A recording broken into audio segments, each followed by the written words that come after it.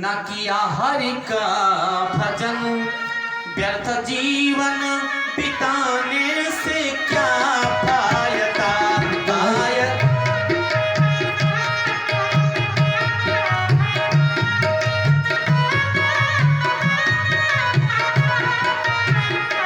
पाय कंचन सतन न किया हरि का भजन, व्यर्थ जीवन गंवाने से क्या फायदा। व्यर्थ जीवन गंवाने से क्या फायदा। पाय कंचन सतन न किया हरि का भजन, व्यर्थ जीवन गंवाने से क्या फायदा।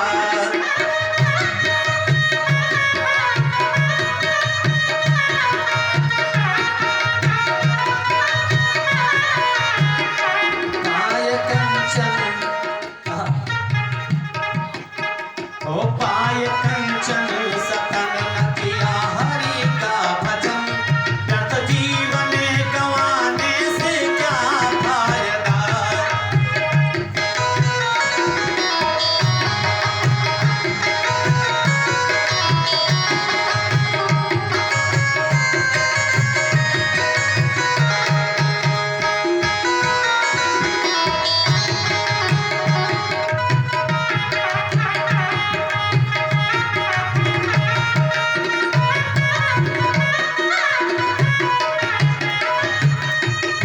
जाके काशी और मथुरा हरिद्वार में, जाके काशी और मथुरा हरिद्वार में, जाके काशी और मथुरा हरिद्वार में, जाके काशी और मथुरा हरिद्वार में, लगा डुबकी है देखो मला खूब तरन।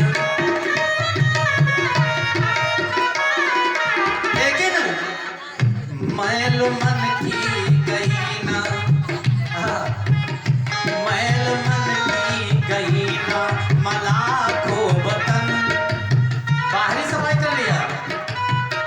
मैल मन की गई ना मला खूब तन, ऐसे गंगा नहाने से क्या फायदा।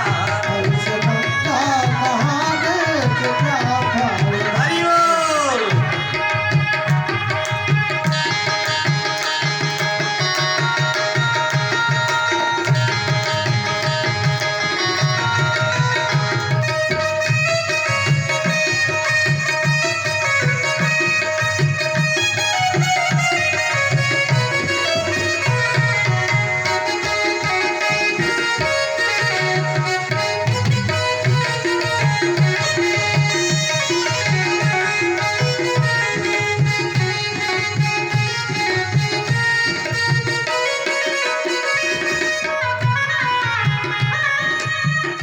पाय कंचन सतन न किया हरि का भजन, पाय कंचन सतन न किया हरि का भजन।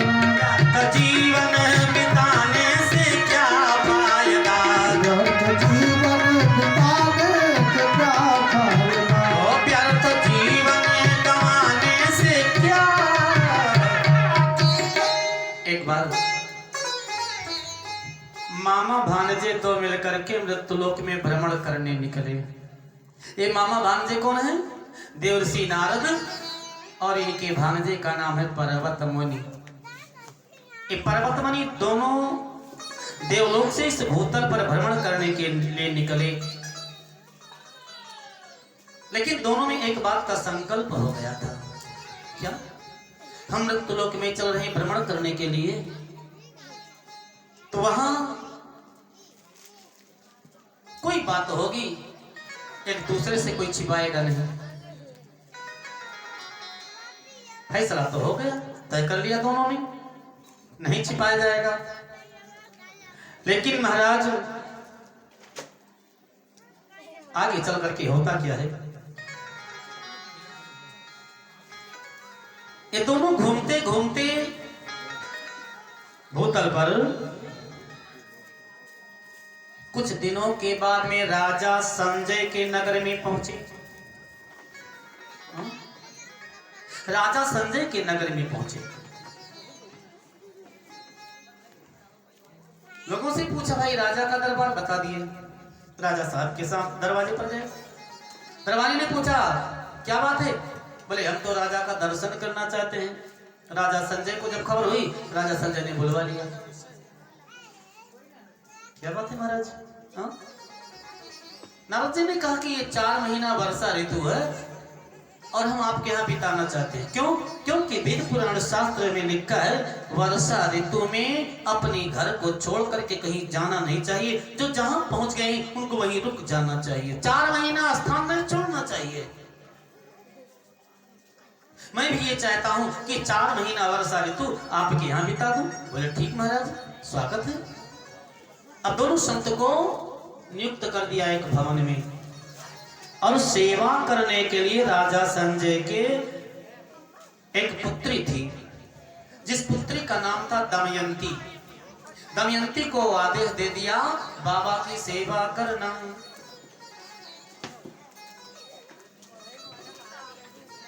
बोलिए शंकर भगवान की जय हो।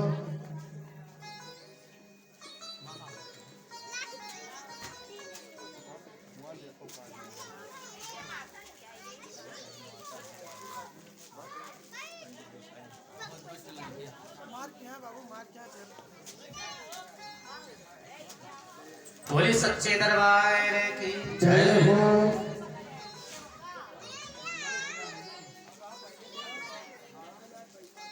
सेवा करने के लिए अपनी पुत्री दमयंती को सौंप दिया। अब तो महाराज दमयंती बड़े प्रेम से दोनों संत की सेवा करने लगी। बोली सच्चे दरबार की जय हो। जब बड़े प्रेम से सेवा करने लगी तो नारद जी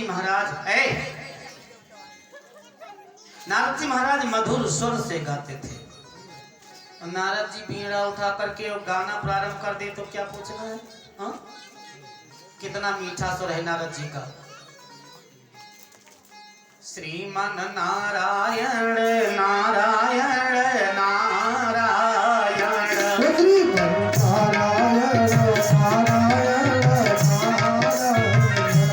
श्रीमन नारायण नारायण नारायण।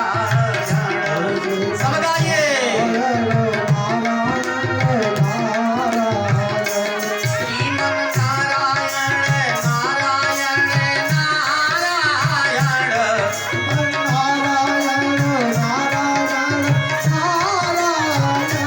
भगवान नारायण नारायण नारायण।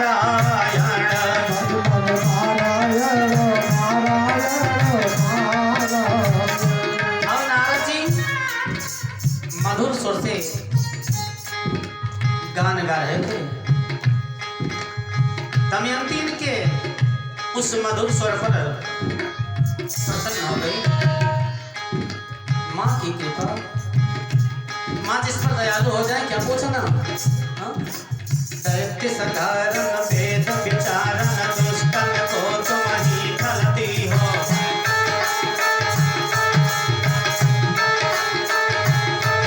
और खड्ग त्रिशूल लिए धनु बाण मरण सिंह चढ़े रण में लड़ती हो।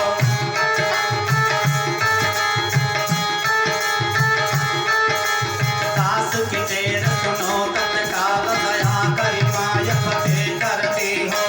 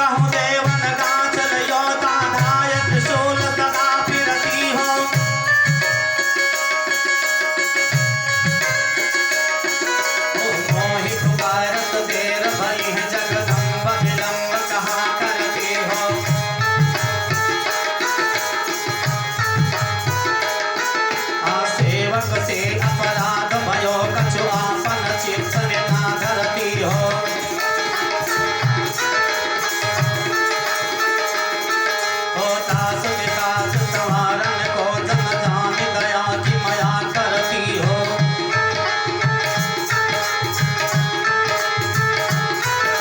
शत्रु के प्राण संहारन को जगता विलंब कहाँ करती हो।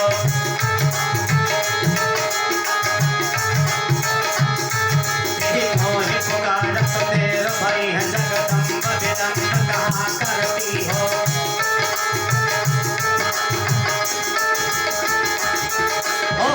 तो गए पर संग पताल की तो मुनि जो भी आकाश गति हो।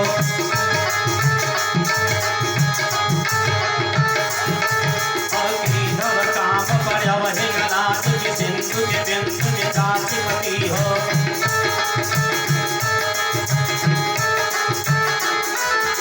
चंगुल चोर गवारन को तुवारन को तुम ही गलती हो।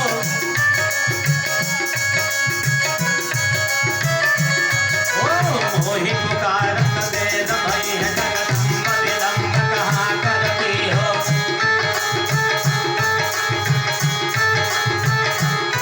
अब बाण सिरान कृपाण भुलान दया निधि बाण सिरान की सिंह हिरान की ध्यान धरे शिव को जपती हो।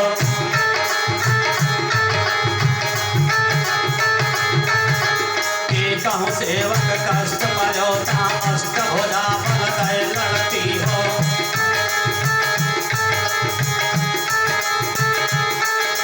सिंह चढ़े रवि छत्र विराजत लाल ध्वजा रण में फिरती हो।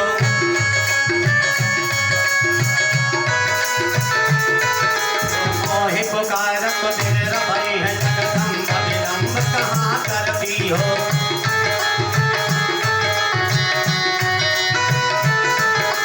मोहि पुकारत देर भई जगदम्ब विलंब कहाँ करती हो।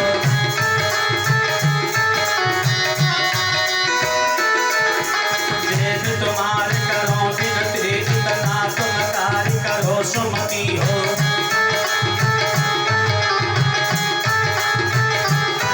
ओ ब्रह्मा विष्णु महेश की हो रत की सदा रण में लड़ती हो।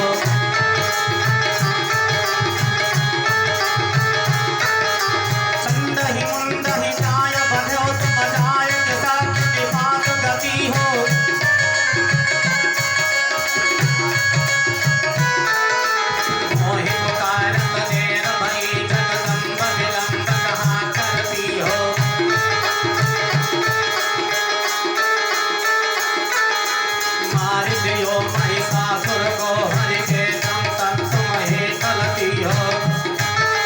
मार दियो महिषासुर को हरि के भक्तन को तुम पलती हो।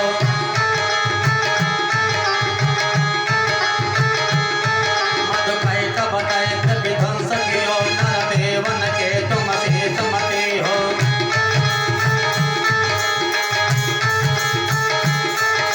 दुष्टन हमारी आनंद कियो निज दास के। दुष्टन हमारी आनंद कियो निज दास के दुख को तुरंत हरती हो।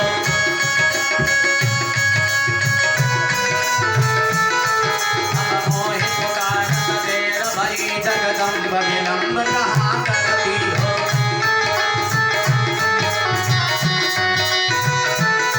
क्या साधु समाधि लगावत है तिनके तन को तुरंत तरती हो।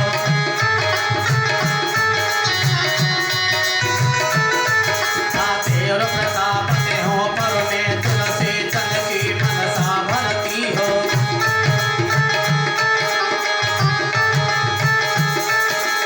ओ दयाल दया का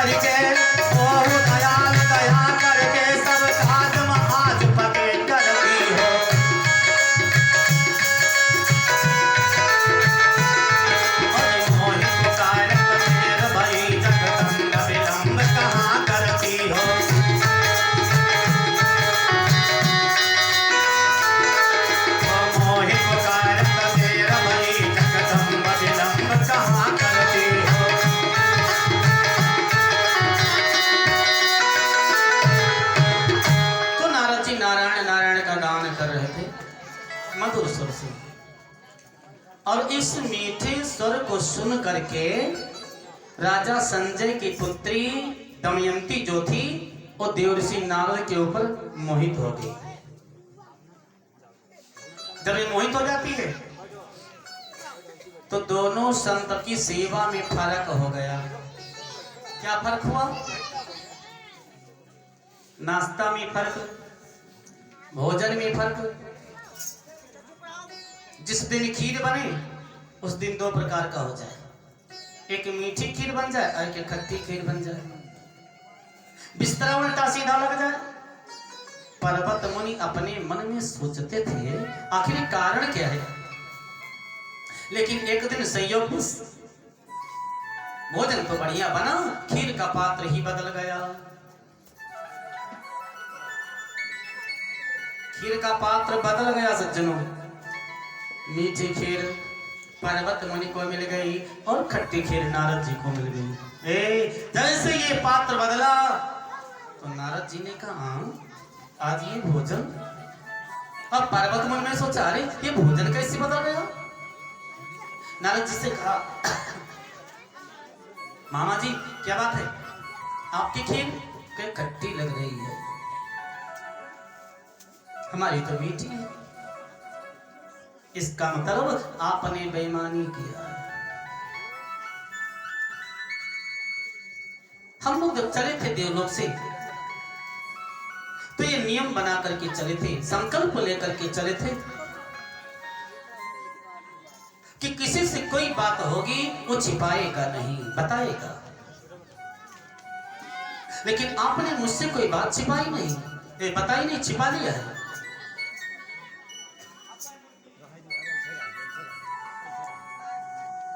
चाहिए तुमको देख करके दमयंती प्रसन्न हो गई और हमको देख करके नहीं। तो जो तेरा ये मुखड़ा है बड़ा सुंदर, मैं तुमको श्राप देता हूं बंदर का हो जाए। अब तो पर्वत मुनि ने नारद जी को श्राप दे दिया मुख बंदर का हो जाए।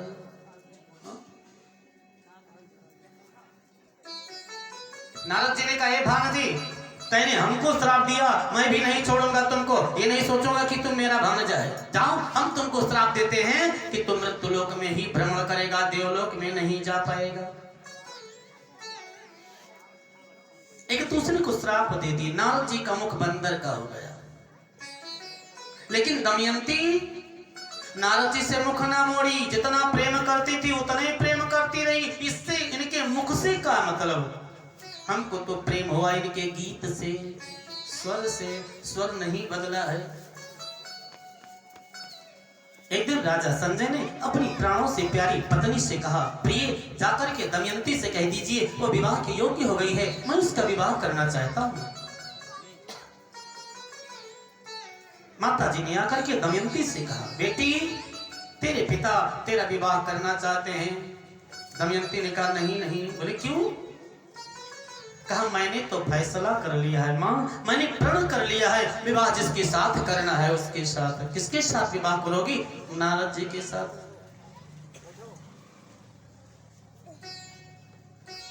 संजय को जब मालूम हुआ तो राजा संजय ने कहा प्रिय ये पागल हो गई मेरी पुत्री, बंदर मुखाकृति नारद जी उनके साथ विवाह करना चाहती है। हाँ? कितनी निंदा होगी जगत में। नहीं नहीं उसको समझा दीजिए कि नारद जी के साथ विवाह न करो। दमयंती की माता ने खूब समझाया लेकिन दमयंती ने कहा मैंने संकल्प लिया तो विवाह नारद जी के साथ ही करूंगी। कुशो दत्तम मनोदत्तम, एक बात विचार कर लीजिए, एक कुश की पवित्री पहन करके जो संकल्प लिया जाता है उससे बढ़ करके मन का संकल्प होता है। अपने मन में कहीं संकल्प ले लिया इतना वस्तु इसमें दान कर दूंगा, लेकिन जब दान करने का समय आया पवित्री पहन करके बैठे तो कहे अब जो दान करूंगा वही होगा। नहीं नहीं मन से संकल्प पहले ले लिया आपने।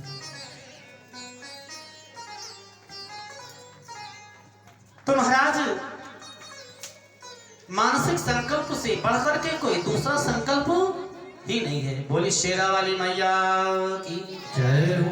दमयंती ने कहा पिताजी मैंने प्रण कर लिया है विवाह आपके साथ नारद जी के साथ करने के लिए, तो मैं नारद जी के साथ ही विवाह करूंगी।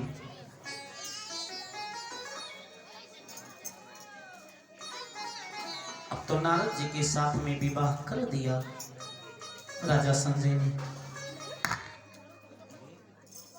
राजा संजय की पुत्री का विवाह, दमयंती का विवाह नारद जी के साथ हो गया।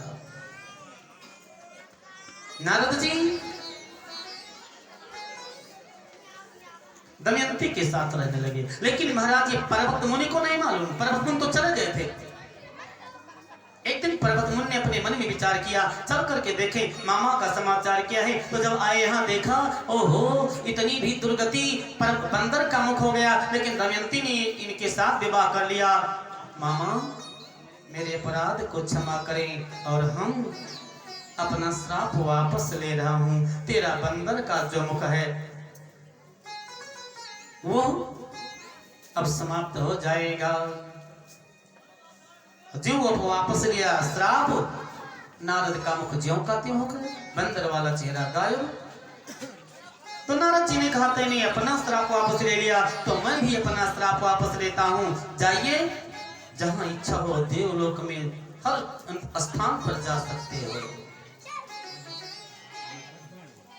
इसके बाद नारद जी ने कहा, नारद जी ने कहा क्या दमयंती से इतने दिनों तक आप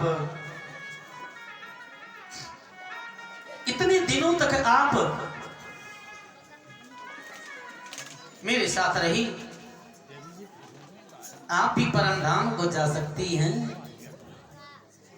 दमयंती चली गई और नारद जी वहां से नारायण नारायण का गान करते करते चले गए। ओहो जाते जाते पहुंचे कहां, भगवान विष्णु के दरबार में नारद जी। अच्छा जिस समय भगवान विष्णु के दरबार में नारद जी पहुंचे, उस समय माता लक्ष्मी जी भगवान विष्णु के पास विराजमान थी। नारद जी को देख करके माता लक्ष्मी उठ करके चली गई। माता लक्ष्मी जी के जाने के बाद में कहा नारद जी ने भगवान से, हे प्रभु एक बात बताइए, ये मां लक्ष्मी जी जो बैठी थी आपके पास में, वो यहाँ से उठ करके क्यों चली गई? इसका कारण क्या है? मुझे देख करके हा? तो मैं तो बाल ब्रह्मचारी हूं, फिर हमको देख करके कैसे माता लक्ष्मी जी चली गई? नारद जी माया के चक्कर में तुम अभी पड़े नहीं हो। माया के चक्कर में जो नहीं पड़ता, माया के चक्कर को क्या जाने। माया महाठगनी हम जानी,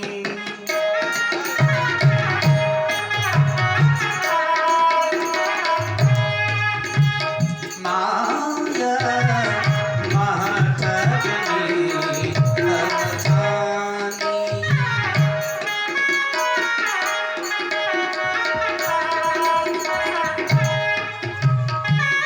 महाठगनी हम जानी,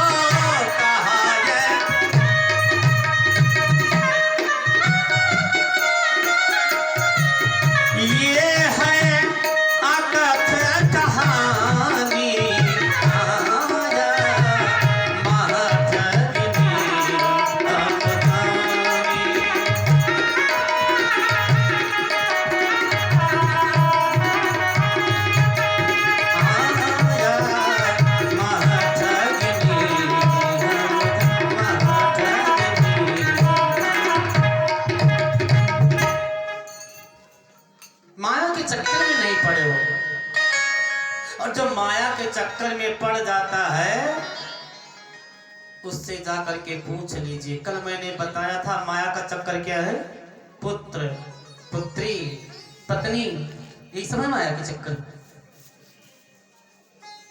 आज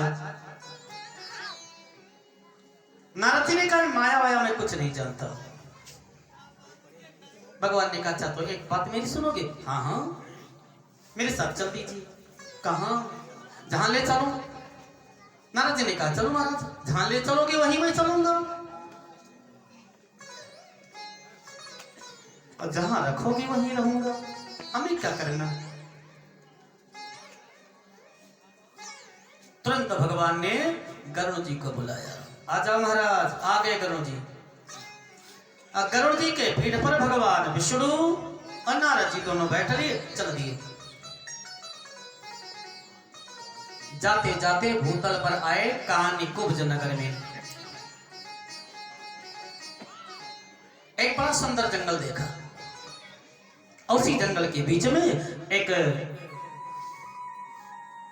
सरोवर था। एक कानिकुब्ज कहाँ है? कन्नौज में। तो सुंदर सरोवर देख करके भगवान ने गरुड़ को इशारा दिया, नीचे चलिए। जब नीचे आ गए तो नारद जी से भगवान ने कहा देखो महाराज, ये कितना सुंदर सरोवर है ना, इसका जल कितना सुंदर है, इसमें पुष्प कितने सुंदर सुंदर लगे हैं। मेरा विचार तो ये कहता है स्नान कर लिया जाए इस समय, लेकिन पहले आप स्नान कर लीजिए, उसके बाद में मैं स्नान करता हूं। ठीक महाराज। अब नारद जी ने अपना पीतांबर उतार करके भगवान को दे दिया, मृगशाला भगवान को दे दिया, बीड़ा भगवान को दे दिया। भगवान ने कहा जब तक स्नान करके आओगे तब तक मैं यहीं खड़ा रहूंगा। ओहो, नारद जी उस सरोवर में गए और नाक दाब करके लगाए डुबकी, बड़े बड़े केस हो गए, नाक में नथिया, कान में बाली, हाथ एकदम चेहरा ही बदल गया, नर से नारी हो गए नारद जी। हाँ, ये क्या हो गया? साड़ी पहन लिया। बेचारे निकले उस सुंदर सरोवर से, देखा भगवान भी नहीं है, कोई नहीं, वो गए, चले गए। नारद जी का माया चक्कर देख लीजिए। अब नारद जी चलने लगे, कहाँ जाऊं, किससे मिलूं, कौन मेरे दुख को दूर करेगा। तब तक उस देश के राजा का नाम था तालध्वज। तालध्वज आ गए। ऐ सुंदरी, कौन हो तुम? क्या बताऊं, इस सरोवर में डुबकी लगाए नारी हो गए। अब क्या बताऊं मैं कौन हूं? नारद जी को ये भी ज्ञान समाप्त में नारद था। तुम्हारे पति? पति कहाँ है मेरे? विवाह नहीं हुआ, चलो मेरे साथ। तालध्वज महाराज, जो नारद जी नारी है, इनको माता, एक माता जी के मंदिर में ले गए और वहां हो गया बढ़िया जयमाला सिस्टम। एक दोनों के गले में जयमाला डाल दिए, माला डाल दिए, और पति पत्नी दोनों चले गए अपने भवन में। राजा की रानी हो गए नारद जी। एक वर्ष के बाद में गर्भवती हो गई, एक बेटा पैदा हो गया। एक बेटा पैदा हो गया, बड़ा सुंदर बेटा है। राजा तालध्वज बड़े प्रसन्न हुए। अब तो मंगल गीत बुलवा हुआ, बधाइयां बजने लगी, मंगल गीत होने लगी, चारों तरफ से माताएं आकर के आंगन में। अच्छा एक बात बताइए, किसी के यहाँ बेटा पैदा हो जाए और बुलवा आए, न्यौछावर लेकर के पुरुष वर्ग चले जाए तो क्या गिनती होगी? नहीं गिनती होगी। ये माताएं बड़ी चालाक हैं। कैलकुलेटर तो माता जी के पास होता है, वो गिनती करती फला भैया के यहाँ से कौन आया और कौन नहीं आया। आप पुरुष वर्ग नहीं बता सकते हैं कि किसके यहाँ से कौन आया कौन नहीं आया। इसलिए न्यौछावर डालने के लिए माताओं को ही भेजा जाता है, चाहे कन्या जाए, चाहे बेटी जाए, चाहे माता जी को जाए, लेकिन वो आंगन तक पहुंच जाए। गिनती तो आंगन में होती है, दरवाजे पर नहीं। तो आज राजा के यहाँ आने लगे न्यौछावर डालने के लिए, माताएं आने लगी और चारों तरफ से मंगल गीत हो रहा है। आंगन में जो आती है तो नाचने गाने लगते हैं। जुग जुग जिया तू ललाना भवन वाके भाग जागल हो, ललना लाल होई है गुलवा के दीपक मनवा में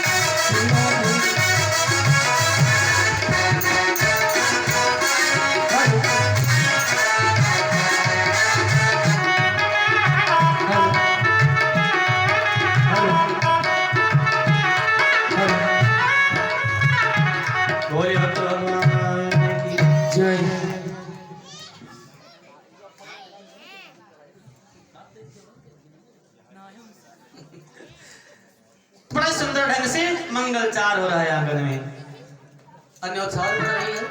हाँ? राजा ने विद्वान को बुलाया, नामकरण कर दीजिए बेटे का। तो नामकरण क्या पड़ा? वीर वर्मा। ध्यान दीजिएगा, ये नारद जो नारी है, इनका एक बेटा पैदा हुआ, इनके बेटे का नाम वीर वर्मा पड़ा। नारद जी ने वेद व्यास जी से कहा, हे महाराज, बेटा धीरे धीरे बड़ा हुआ, 2 वर्ष बीता, मैं फिर गर्भवती हो गया, और दूसरा बेटा पैदा हुआ, उसका नाम सुधन्नो पड़ा। ऐसे ऐसे कहा महाराज, 1 वर्ष के बाद में बेटा पैदा होने लगे, 12 पुत्र पैदा हुए। 12 पुत्र बड़े हो गए, इनका विवाह हुआ, पुत्र वधू आई, उनके बेटे पैदा हुए। 101 परिवार मेरे हो गए, परिवार की बहुत बढ़ोतरी हुई। लेकिन महाराज एक बार की दुर्घटना हुई। एक दूसरे देश के राजा ने आकर के इनके महाराज कन्नौज में आकर के राजा तालध्वज के यहाँ चढ़ाई कर दिया। राजा अपने समस्त बेटों को लेकर के गए युद्ध करने के लिए, और युद्ध में सब बेटे और बेटों के पुत्र मार डाले गए। अकेले तालध्वज राजा बचे, वो अपने प्राण को बचा करके भवन में पहुंचे। नारद जी जो नारी थे, कहा महाराज बेटे क्या हो गए, नाती का हो गए? वो तो सब मार डाले गए। आओ तो नारद जी हा दैया हा मैया करते रोने लगे, आ मेरे बेटा, आ मेरे नाती, लगे रोने। और रोते रोते इतना रोए कि नारद जी पागल हो गए। उसी सरोवर के पास पहुंचे जहां डुबकी लगा करके नर से नारी हुए थे। और जब वहां पहुंचे तो देखा एक साधु बाबा थे। बाबा ने कहा क्या बात है, हा? इतना क्यों रोती हो? बताया महाराज मेरे परिवार सब मार दिए गए, मैं बर्बाद हो गई। साधु बाबा ने कहा बस बस सुनिए ना, ये परिवार जो तुम्हारे पास थे ये सब माया के चक्कर थे। अच्छा एक बात बताओ बाबू, आपका विवाह हुआ कभी? नहीं। अगर विवाह नहीं हुआ, जब आपकी सिर नहीं तो दर्द कहां से होगा? विवाह नहीं हुआ, पत्नी नहीं हुई, बेटा नहीं पैदा हुई, और बेटा पैदा होता मर गया होता तो ये बात नहीं कहते। हा? वो कौन थे? ब्राह्मण देवता भगवान ही थे। भगवान ने कहा अच्छा अच्छा ठीक ठीक ठीक, अरे शांत हो जाइए, एक बात मेरी मानोगी? हाँ हाँ मानूंगा, मानूंगी। तो एक काम करिए, इस सरोवर में डुबकी लगा करके स्नान कर लीजिए, सारा दुख तुम्हारा दूर हो जाएगा। ठीक महाराज आप कहते तो मैं स्नान करूंगी। और नारद जी गए, जैसे डुबकी लगाए फिर नारद हो गए। भगवान ने कहा देवर्षि इतने समय तक स्नान करते हो, तब से मैं तो तेरा बेड़ा लिए खड़ा हूं और मेरी छाला लिए खड़ा हूं, तब से कब तक स्नान किए हो? अब नारद जी ने कहा हमको माया का चक्कर पता चल गया। तो ये माया का चक्कर है।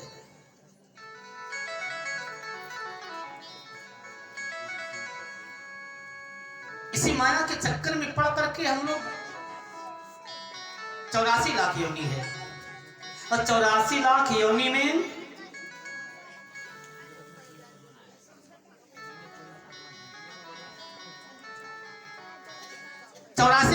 भ्रमण करना है, जन्म लेना है, मर जाना है।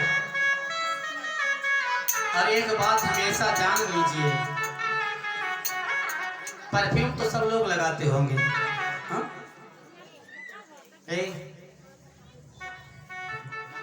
तेल चमेली चंदन साबुन,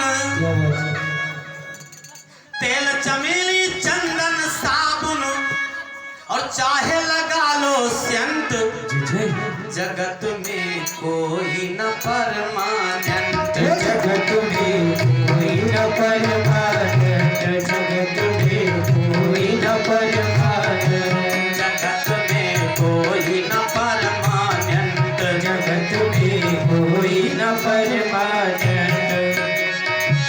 तेल चमेली चंदन साबुन, तेल चमेली चंदन साबुन, चाहे लगा लो सेंट, जगत में कोई न परमानेंट, जगत में कोई न परमानेंट। ऐसी बात नहीं है। राजा है, मरना नहीं है। कहीं प्रमाण देखने मिलता है।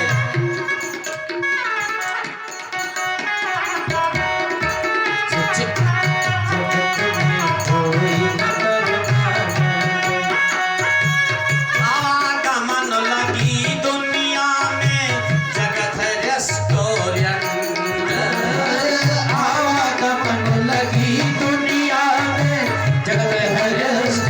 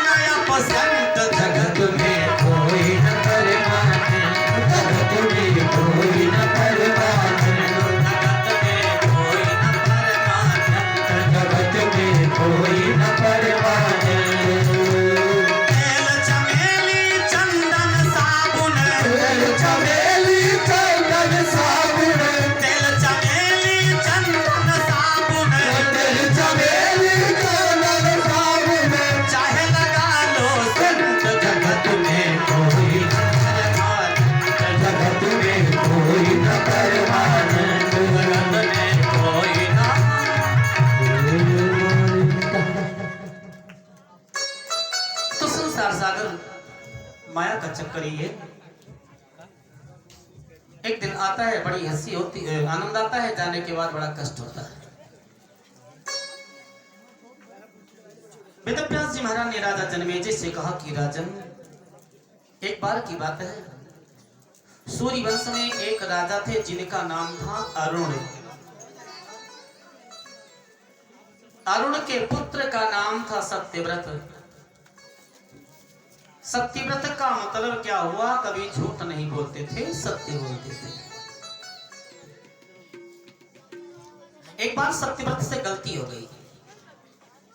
एक ब्राह्मण की पुत्री का विवाह था, बारात आ गई थी, विवाह हुआ नहीं था और सत्यव्रत नगर भ्रमण कर रहे थे और उस बिटिया को देखे और लेकर के भाग गए।